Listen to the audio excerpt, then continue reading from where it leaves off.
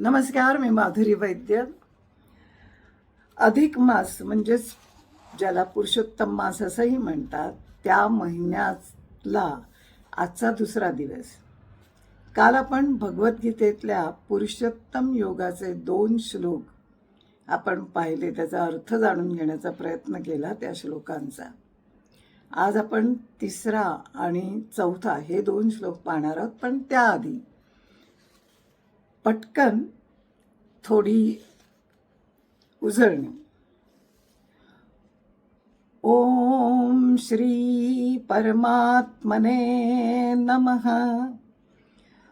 ऊर्ध्वमूलमधःशाखम् अश्वत्थं प्राहुरव्ययम् छन्दांसि यस्य पर्णानि यस्तौ वेद स वेदवित्.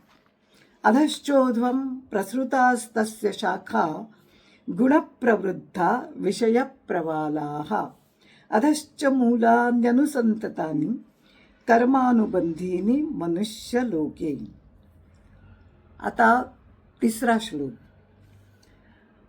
न रूपमस्येह तथोपलभ्यते नान्तो न चादिर्न च संप्रतिष्ठा.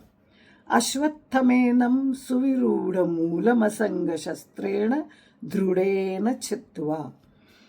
या संसार वृक्षाचं स्वरूप असं सांगितलं आहे, तसं जेथे ते आढळत नाही, कारण याचा आदी नाही, अंत नाही. तसंच त्याची उत्तम प्रकारे स्थिरताही नाही. म्हणून या अहंता, ममता आणि वासनारूपी अतिशय घट्ट मुळे असलेल्या संसाररूप अश्वत्थ वृक्षाला बळकट वैराग्यरूप शस्त्राने कापून. थोडंसं स्पष्टीकरण.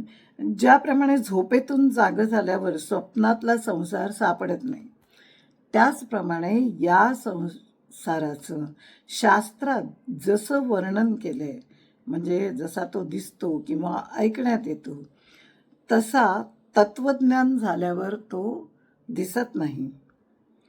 याचा आदी नाही असं म्हणण्याचं कारण तो निश्चित कोणत्या काळी झाला,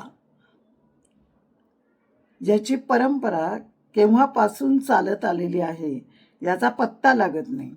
आणि अंत नाही असं म्हणण्याचं कारण सुद्धा हेच आहे की तो किती काळ पुढे चालू राहणार आहे हे सुद्धा आपल्याला माहीत नाही. याची उत्तम प्रकारे स्थिरताही नाही. आणि असं म्हणण्याचं कारण म्हणजे हा वास्तवात क्षणभंगूर आणि नाशिवंत आहे.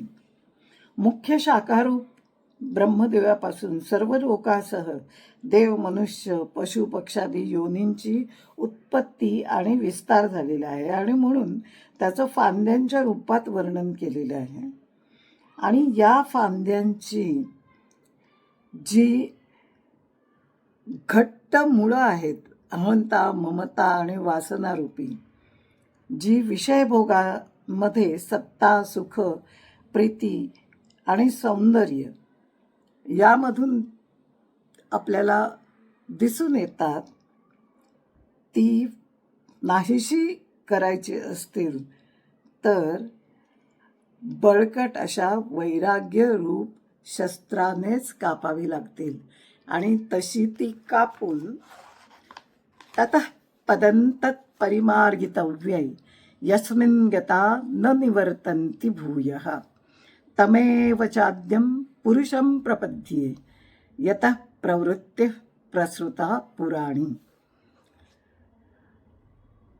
बळकट अशा वैराग्य रूपी शस्त्राने कापून त्यानंतर त्या परमपदरूप परमेश्वराला चांगल्या प्रकारे शोधलं पाहिजे. जिथे गेलेले पुरुष संसारात परत येत नाहीत, आणि ज्या परमेश्वरापासून या प्राचीन संसार वृक्षाची प्रवृत्ती परंपरा विस्तार पावलेली आहे, त्या आदी पुरुष नारायणाला मी शरण आहे अशा दृढ निश्चयाने त्या परमेश्वराचं मनन आणि त्याचा ध्यास हा घेतला पाहिजे. आज इथेच थांबूया. पुन्हा भेटूया. व्हिडिओ आवडला तर लाईक करा, शेअर करा, सबस्क्राईब करायला विसरू नका. धन्यवाद.